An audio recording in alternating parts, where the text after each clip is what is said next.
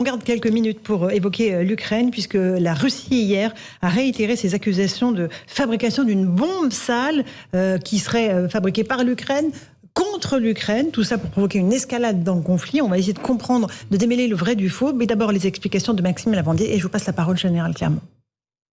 L'Ukraine serait prête à utiliser une bombe sale contre les forces armées russes. C'est du moins ce qu'affirme Moscou par le biais de son lieutenant général de l'armée, Igor Kirillov. Selon les informations dont nous disposons, 2 organisations ukrainiennes ont des instructions spécifiques pour fabriquer la soi-disant bombe sale. Moscou a avancé pour la première fois ces accusations dimanche. Des accusations de suite démenties par le président ukrainien, Volodymyr Zelensky. Si la Russie appelle et dit que l'Ukraine prépare quelque chose, cela signifie une chose. La Russie a déjà préparé tout cela. Je pense que maintenant, le monde devrait réagir aussi durement que possible. Dans un tweet, le ministre ukrainien des Affaires étrangères, Dmytro Kuleba, a demandé à l'Agence internationale de l'énergie atomique d'envoyer des inspecteurs sur les 2 sites désignés par les Russes. Une visite qui devrait se dérouler dans les prochains jours. De son côté, la communauté internationale dénonce les mensonges dangereux du Kremlin. L'OTAN et l'Occident ont prévenu lundi la Russie qu'elle ne devait pas créer une escalade sous le prétexte d'une bombe sale. Des accusations qui interviennent après une série de défaites militaires russes, alors que les troupes ukrainiennes poursuivent leur contre-offensive dans l'est et le sud du pays. Général Clermont, est-ce qu'on est face à une énorme manipulation? Est-ce qu'il y a un fondement de vérité dans tout ce qui est dit entre Russes et Ukrainiens sur cette bombe sale? Qu'est-ce que c'est d'abord une bombe sale? C'est une bombe radioactive? Une bombe sale, c'est un concept qui est apparu au début des années 90 dans une logique de terrorisme. Lorsque l'Union soviétique a été démantelée, la priorité des Américains a été de faire en sorte que les bombes nucléaires de l'Union soviétique passent pas sous contrôle de groupes armés ou de mafias. Donc ce terme-là est apparu à cette époque-là. En fait, c'est une bombe artisanale, c'est un bricolage. Vous prenez une bombe classique, des explosifs, vous mettez des matériaux radioactifs à l'intérieur de manière à disséminer des particules radioactives. C'est une bombe radioactive. C'est pas une explosion nucléaire, ça diffuse des particules radioactives et donc ça pollue la zone. Donc c'est effectivement une arme redoutable. Maintenant, c'est évident que c'est des allégations fausses de la part de la Russie. Peut-être qu'on reviendra sur les raisons pour lesquelles ils l'utilisent, mais ça s'inscrit quand même dans une démarche qui est de dramatiser la situation, de faire monter la pression de la question nucléaire avec les bombes nucléaires, la bombe nucléaire tactique, les accidents nucléaires dans les centrales nucléaires civiles, et puis l'arrivée de cette bombe sale. Mais quel est l'intérêt des Russes à faire ça? Je pense qu'il y a, pour moi, il y a 2 intérêts. Le premier, c'est à usage interne. Il faut bien voir que tous ces messages sont relayés par les télévisions russes. Donc aujourd'hui, on sent bien que la Russie est en train de basculer d'une opération spéciale à une forme de guerre. Donc il a besoin de motiver la population, il a besoin de continuer certainement à mobiliser et éventuellement de préparer une nouvelle forme de loi martiale un peu plus tard. Donc c'est quand même un message envoyé à la population russe en disant, regarde, les méchants sont de leur côté, ils veulent nous faire une attaque nucléaire. Donc ça peut effectivement justifier une sorte d'escalade de la part de la Russie. La deuxième, probablement, c'est que les Russes sont en difficulté en ce moment dans la région de Kherson en particulier. C'est aussi une manière d'envoyer un écran de fumée et d'empêcher que les regards se portent trop sur ce qui se passe dans la région de Kherson, par exemple. Parce que là, il y a un véritable recul de l'armée russe et une avancée victorieuse de l'armée ukrainienne. En tout cas, il y a une bataille qui se prépare en plusieurs phases. La bataille a été préparée très longuement par les Ukrainiens. Depuis le mois de mai ou le mois de juin, ils préparent cette contre-offensive en coordination avec les conseils des Américains. Donc là, ils en sont dans la phase dans laquelle ils ont coupé les ponts, ils ont commencé à isoler Kherson et ils progressent pour faire le siège de la ville. Donc la réponse des Russes, c'est de se préparer à faire ce siège, d'évacuer les populations civiles pour des raisons que j'ai du mal à comprendre, parce qu'ils auraient tout intérêt à les laisser, pour s'en servir de sorte de bouclier humain, ils ne le font pas. Donc on a du mal à décoder des stratégies, mais visiblement c'est malgré tout la bataille de Kherson qui se prépare sous des formes diverses et variées, avec l'arrivée de l'hiver, effectivement, qui est un point important. Qui va évidemment geler le théâtre des opérations, en tout cas partiellement. Mais évacuer les habitants, ça veut dire que les Russes se préparent vraiment à des bombes qui ne seraient pas conventionnelles? Dans une guerre dans laquelle on ne prend pas les populations en otage, ça serait logique. Mais comme la stratégie des Russes serait plutôt de prendre les civils en otage, on a du mal à comprendre pourquoi ils font ça. Toujours est-il qu'ils le font, peut-être pour avoir plus de liberté de manœuvre. En tout cas, ça signifie qu'il se passe des choses importantes dans la région de Kherson et que cette bataille est sans doute une des batailles importantes de cette guerre qui est très loin d'être finie.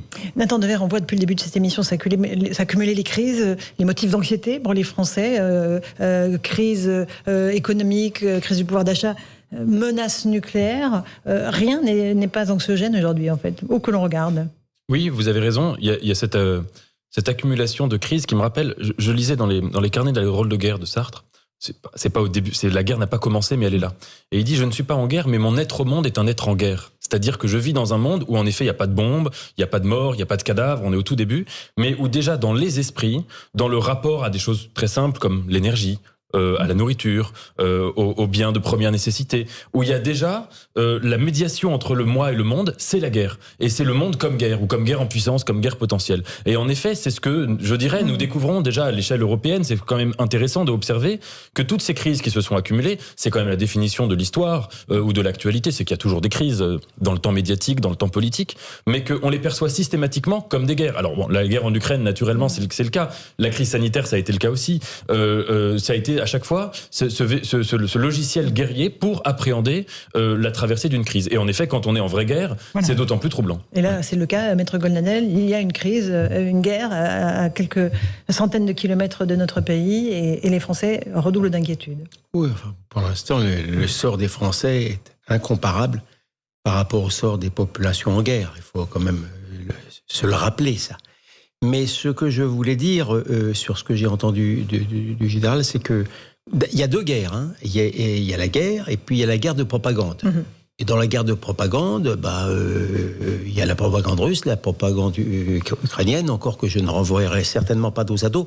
L'agresseur et l'agressé. Mais sur le plan psychologique, parce que sur le plan de l'art militaire, je m'y connais à peu près autant qu'en sciences économiques, mais sur le plan psychologique, je crois que Zelensky, même quand il est dans la propagande, il lui arrive de dire des choses vraies. Je pense que Zelensky, à un premier degré, n'a pas tort d'imaginer que peut-être que Poutine prépare déjà quelque chose de fort dans l'état actuel de faiblesse qu'il est sur le terrain. Et d'autre part, à un deuxième degré, le fait de dire je vais peut-être être obligé d'utiliser justement l'arme nucléaire à cause de la bombe sale, c'est aussi au deuxième degré la menace qui se poursuit, alors là, cette fois-ci, de manière encore plus complexe. Vous êtes d'accord, Général Clermont ? Oui, agiter le spectre de l'arme nucléaire, ça s'inscrit dans cette démarche-là.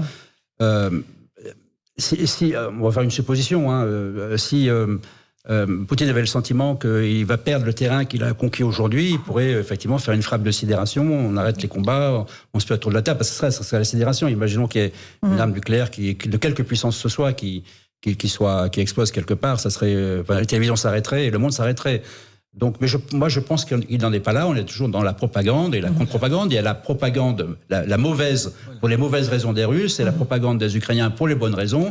Donc, dans ce combat des deux, il faut essayer de trouver la voie au milieu, et c'est difficile parce qu'on est saturé d'informations et de contre-informations. Donc, je pense que là aussi, sur ce sujet-là, il faut rester calme, en quelque sorte. C'est vraiment cette guerre de propagande qui est en train de se dérouler sous nos yeux, qui sert à entraîner les uns et les autres dans l'escalade, parce qu'aujourd'hui, c'est l'escalade que tout le monde cherche. Éric Revel. Moi, j'ai trouvé très, très bonne la réaction du ministre des Affaires étrangères ukrainien, invitant les experts à venir sur place, dans les endroits désignés par les Russes, pour voir s'il y avait des bombes sales ou pas. Et puis, quant à la question de la propagande, parce que finalement, il y a 9 que ce qu'on a oublié. Vous vous souvenez aussi de la guerre en Irak, vous vous souvenez de cette arme fatale cachée à laquelle jamais Jacques Chirac n'a cru, ce qui nous a d'ailleurs préservé de rentrer dans ce conflit, de l'idée qu'il y avait 0 population civile de tuer en Irak.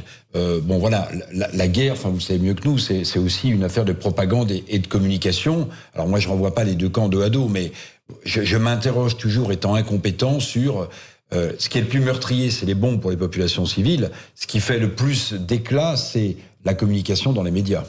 Général Clermont, c'est une arme, la communication, évidemment, dans ces guerres. C'est l'arme, c'est la guerre de l'information. Vous savez que les militaires aiment bien théoriser la guerre. Hein. Et donc la nouvelle théorie de la guerre, c'est pas la guerre interarmée, terre-mer, c'est la guerre multimilieu. Et dans les milieux, vous avez le milieu aérien, maritime, spatial, terrestre, informationnel et cyber. Et tout ça, ça fait que c'est cette gestion qui va faire qu'on gagne ou qu'on perd la guerre. Sachant qu'en plus, il y a un truc qui s'appelle la guerre hybride, c'est-à-dire que non seulement on va faire la guerre là sur le terrain, mais il y a d'autres moyens d'action qui permettent de déstabiliser l'adversaire ou déstabiliser les amis de l'adversaire, dont nous faisons partie, dont les Iraniens font partie maintenant, qui sont rapprochés terroristes. Donc c'est un conflit régional avec un retentissement mondial. Les Iraniens qui ont fourni les drones, notamment russes, qui permettent de cibler Kiev encore récemment. Je pensais que cette forme d'entrée de l'Iran dans la guerre on parle beaucoup de tournant, mais c'est un tournant majeur. C'est-à-dire que les deux États parias que sont la Russie et l'Iran se retrouvent pour tenir tête au front occidental, en raison en particulier, je pense que Zelensky l'a bien compris, de la neutralité d'Israël vis-à-vis de la guerre en Ukraine, qui est considérée finalement par les Zelensky comme une espèce de blanc-seing qui autorise les Iraniens à faire ce qu'ils n'auraient pas fait si ils avaient eu en face d'eux un État israélien qui avait pris plus position en faveur de l'Ukraine. On peut s'attendre à un assaut sur la ville de Kherson dans les prochains jours de la part des... Dans les prochains jours, les prochaines semaines. Non, bien sûr, les Russes organisent des positions défensives. Les unités convergent dans cette région. En gros, le rapport de force semble être de 1 pour 2, c'est-à-dire que sur le terrain, il y a à peu près 40 000 Ukrainiens et 20 000 Russes, mais la Russie bénéficie toujours de l'appui de son aviation, de combat et de bombardement qui est pratiquement intact et qui opère à partir de la Russie. Donc, rien n'est joué encore à Kherson. Merci beaucoup, Général Clermont. Merci Nathan Dever, Maître Golnadel et Eric Revel d'avoir participé à ce punchline sur CNews et sur Europe 1. Dans un instant, Christine Kelly vous attend pour Face à l'info avec ses invités. Et sur Europe, c'est Raphaël Devolvé et Hélène Zelani pour Europe Soir. Bonne soirée à vous deux. À vous, sur nos deux antennes plutôt. À demain. Punchline, 18h-19h, Laurence Ferrari sur Europe 1.